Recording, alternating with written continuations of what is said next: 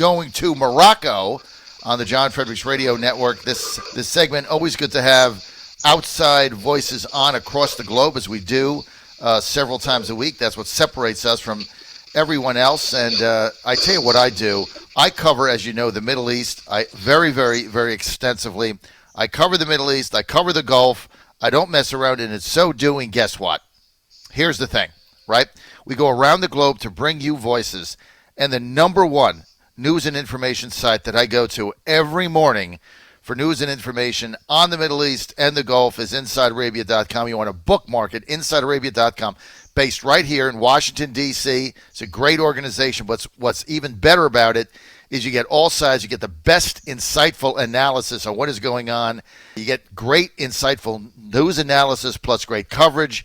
A lot of these sites out there in the Middle East, there's fake news. You never really know what to believe. It's a lot of nonsense, a lot of government-sponsored stuff, and you got the UAE running around with doing it, basically producing the onion there. You got all that going on.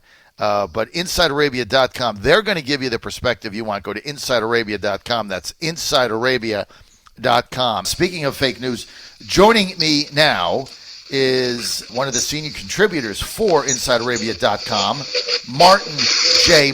He is live in Morocco. Martin, thanks for being with us here on the John Fredericks Radio Network from Morocco. Thanks for being with us, sir. It's great to be here. Thanks for inviting me. Martin J., you had a piece on. I was excited to get you on today, and it's called Fake News. The title of your piece is Fake News from the Middle East Shifts Gear. You kind of detail a number of fictitious identities that were created for the sole purpose of disinformation. And you said that Turkey and its operations in Libya, along with the Muslim Brotherhood, were victims of an extraordinary fake news campaign. Now, when we think about fake news here in the United States, and we think about the New York Times going to Liberty University and making up stuff, CNN with false headlines, but oh my goodness, this is what you uncovered is a complete fictitious account. People that aren't even real. Can you elaborate on this, Martin? It's not my story. I should point out it's a great scoop by the Daily Beast, whose journalists uncovered a number of entirely fictitious characters who were posing as journalists or analysts, specialists in the Middle East, who were created almost certainly by media professionals, media advisors working for the United Arab Emirates government. And these individual accounts, which were set up initially on Twitter, went on to actually produce articles, and quite well-written articles, I might say, on a number of very contentious subjects in the Middle East, articles which were hammered Turkey and Qatar and the Muslim Brotherhood, but strangely, took a very, very positive, very upbeat line on the United Arab Emirates. These articles made their way into the American mainstream press, which is quite worrying. For a long time now, journalists like me have been very much aware of fake news in the Middle East and how it works on the basis of it. These countries which fake news come from, invariably, these are countries that aren't particularly democratic. They don't really believe in pluralism or freedom of speech. The autocratic regimes there have never really had journalism as we know it. So on a regional level, people have got quite accustomed to fake news, particularly since the Arab Spring, where another of Gulf Arab states and other Arab countries have realized they need to clamp down even harder on freedom of speech within those countries, and also with the diaspora of various Arab commentators in London and Washington and around the world also. But now, what are we seeing? We're actually seeing that this fake news is making its way across the Atlantic and appearing, according to the Daily Beast, in articles by Newsmax, by the Washington Examiner, the National Interest, and a few others. Now, you might say, John, that, well, what's the big deal? These outlets they're not big guns in the media in America. They're very much on the periphery. But I can tell you, increasingly, over the years, that more and more of the big guns in America, the journalists who work for the CNNs and the others, actually use these outlets as their basis of information. So they do influence very much American journalists. Now, in America, as you said earlier, you said that we tend to think in America of fake news and media bias. Right. So as an obvious example, I suppose, CNN's campaign against Trump. There's an obvious bias there, which is quite well documented. We all know about it. But this is much, much more nefarious. This is much deeper. This is really dark stuff. This is the dark web. And what worries me, and I put this out in my article for Inside Arabia, is that there's a real worry now that as this develops in the Middle East, this is going to influence more and more journalists and editors on news desks of US giants increasingly in the future as they battle with slashes to their operating costs, which has really started from 2008 onwards. It's been a downward slide ever since. So my worry, and I pointed this out in the article, is that we are going to see more of this fake news appearing. And I think these three websites, which were caught with their pants down because they published these articles from these completely fictitious characters that don't even exist as human beings, are actually created. They're entirely fictitious. These three websites, I think, are the tip of the iceberg. And I think there's a real worry now that we should pay more attention to free content coming from the Middle East and ending up in America's mainstream media. And don't forget, American media is replicated all over the world. People don't realize it, but there are hundreds of countries out there that literally just reproduce whatever is produced from America. America tends to be a global news source for an awful lot of countries around the world. And so this style of sloppy journalism, this lack of accountability, I think is a real worry, and it's something that as a freelancer who's battled with purveyors of fake news for the last 30 years of my career, I can see that this is increasing, and technology is very much having a part to play in this. United Arab Emirates, for example, is a leader of artificial intelligence, AI. It's the number one in the entire MENA region, and I think ranked at around 30 in the entire world. But their objective by 2031 is to be the number one operator of artificial intelligence. And I think this is quite worrying that, what we're seeing now are more fake news being pushed across the Atlantic and appearing into the mainstream media in America. And we're with Martin J. And Martin J. is a senior contributor with Inside Arabia. More information, go to InsideArabia.com, our source for analysis and news in the Middle East and the Gulf. Go to InsideArabia.com and be sure and bookmark that. And bookmark Martin J. as well. Great piece he's got on fake news going across the Middle East. But what's interesting that you're saying, if I could just recap here from Martin's article, is that you got CNN at the center of this. And it's not really their fault because, they've cut back. And as you say, they don't have the budget they had. But you got CNN at basically the epicenter in the U.S. And what's happening is you've got fake and fictitious stories with people that don't even exist, that are just made up. Names that are made up. Everybody's made up. So there's made up stories. They're getting onto digital so-called websites or sites of news in the Middle East region.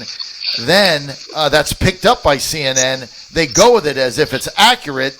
Then it gets repurposed in the United States. And that's how the fake news has taken on a much new level, much beyond CNN running a fake headline saying that people are dying in Florida or something like that. That's what, in the U.S., Jay, that's what we consider fake news or, Trump bashing 24/7 or whatever CNN that does. But this is a whole new level. I mean, this is nefarious people making up stuff, getting it planted in various digital sites in the Gulf, then picked up by U.S. media thinking it's accurate, not having the oversight. Then it runs on CNN or the Daily Beast or whatever. And then all of a sudden, everybody thinks it's true, and you've got actually countries that are now investing in this form of media disinformation. That's scary. Have I summed that up? Yeah. Have I summed that up, Martin? Yeah.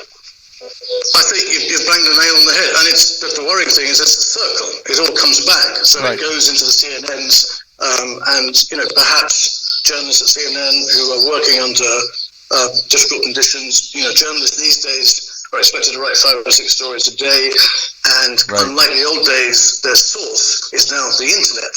Now, because journalists right. of my age, you're laughing, you see, because of journalists of my age, that's a joke. Our sources in the older day were people, were human yes. beings. They yes. were police officers, intelligence officers, yes. government officials, yes. who gave us information sometimes in brown envelopes, in pubs, but at least the information was valid. It was correct. It was real information.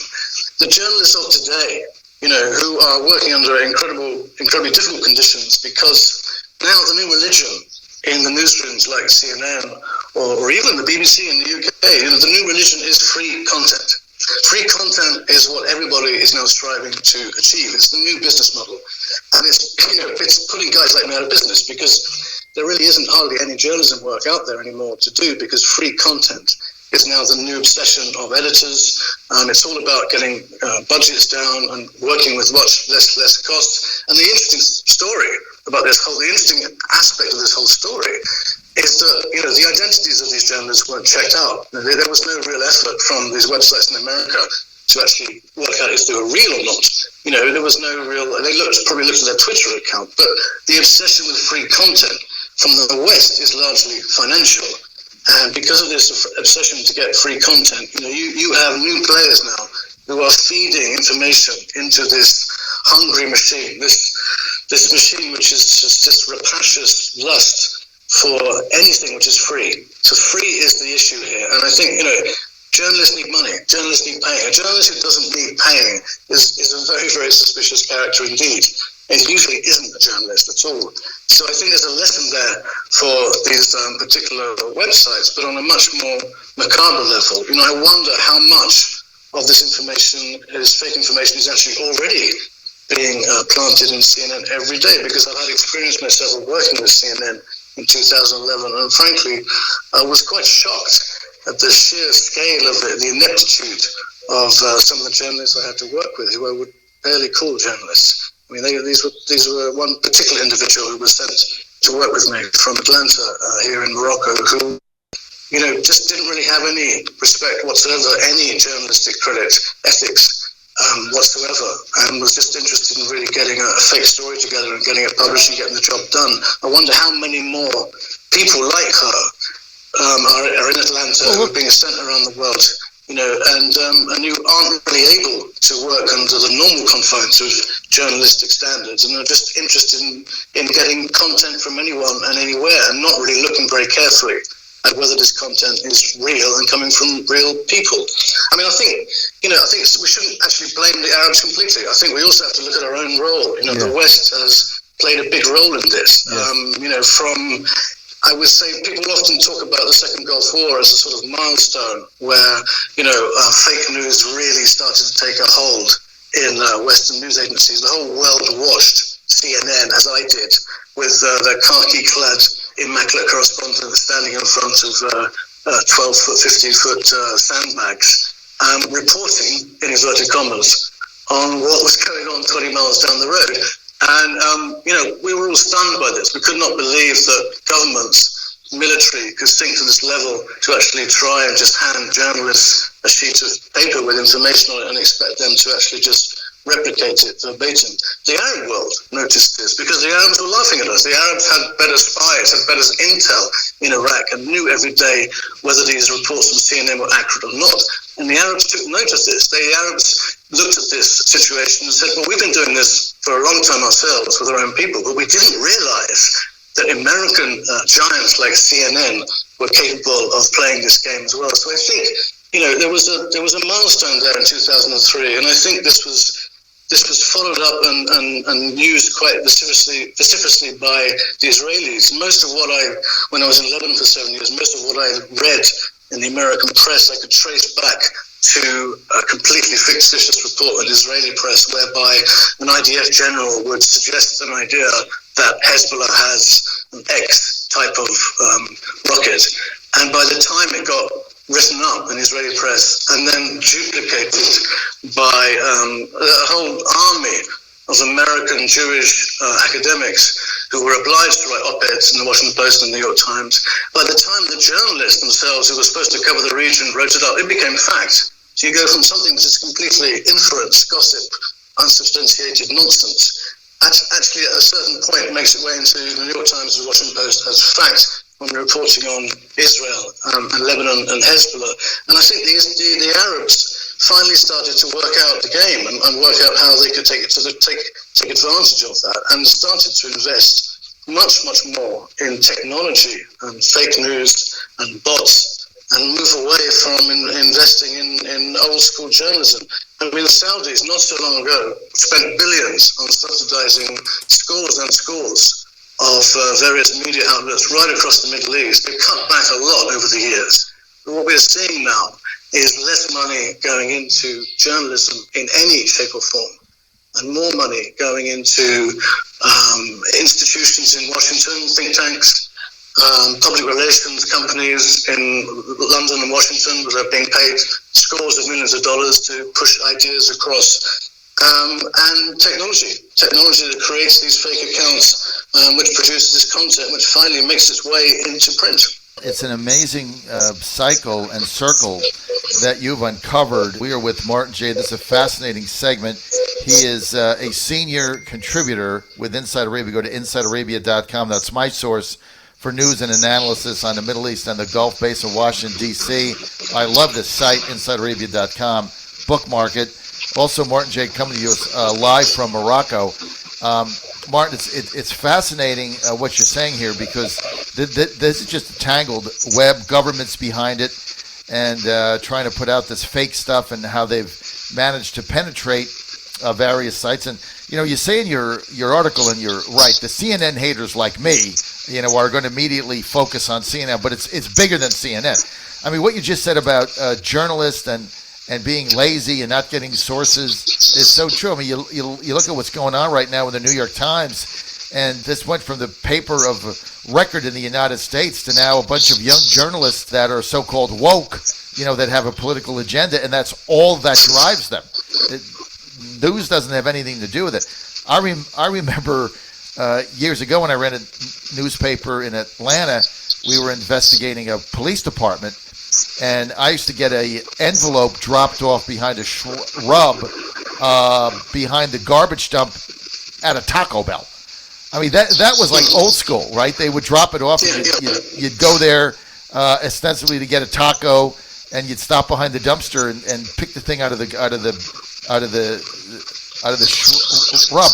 That doesn't happen now. None of that happens. It's just whatever somebody can find on the internet. That's kind of what they do. So you have absolutely nailed it, Martin. Thank you. Martin J. live in Morocco. Thanks for being with us. John Fredericks Radio Network. Stay with us.